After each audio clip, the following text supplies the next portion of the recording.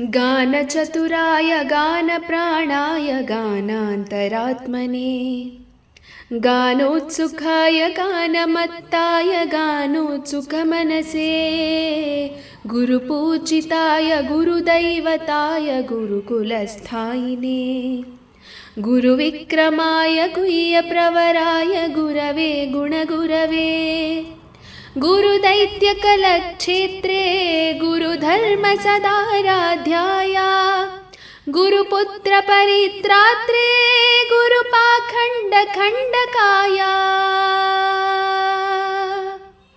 गीतसाराय गीततत्त्वाय गीतगोत्राय धीमहि गूढगुल्फाय गन्धमत्ताय गोजयप्रदाय धीमहि गुणातीताय गुणाधीशाय गुणप्रविष्टाय धीमहि एकदन्ताय वक्रतुण्डाय गौरीतनयाय धीमहि।